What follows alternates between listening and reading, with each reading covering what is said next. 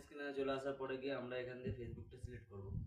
ফেসবুকটা সিলেক্ট করার পর এই যে এটা হলো আমার ফেসবুক। তা দেখতেই পাচ্ছেন আমার এই ফেসবুকে কোনো পেজ ক্রিয়েট করা নেই, দেখতেই পাচ্ছেন আমার কোনো পেজ ক্রিয়েট করা নেই।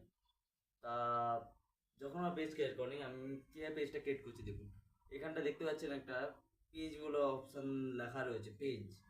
তা চলুন এই অপশানটায় ক্লিক করে দেবেন। এই অপশানটায় ক্লিক করে দিলেন, ক্লিক করে দেওয়ার পরে গিয়ে এখানটা ওপরে দেখবেন উপর সাইডে রয়েছে ক্রিয়েট বলে একটা অপশান লেখা রয়েছে।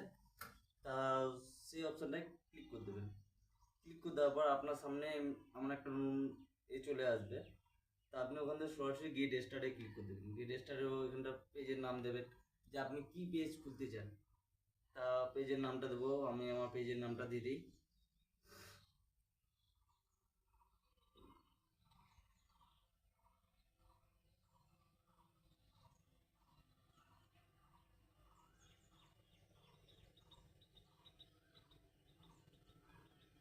পেজ বাবাই।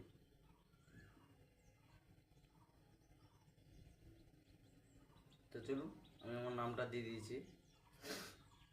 তা আপনি এবারে যেটা আছে what category base direction page বাবাই, মানে আমি কি ক্যাটাগরি নিয়ে আমি এটা করতে চাইছি। তা যেহেতু আমি মানে টেকনিক্যাল ইস্যু, যেমন ফেসবুক ইউটিউব নিয়ে আমি কাজ করি।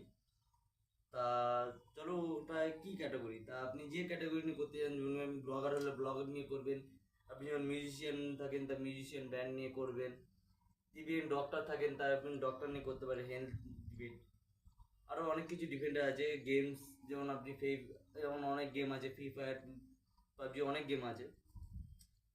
তা আমি এটা যেটা করতে আমি টেক করতে টেচ,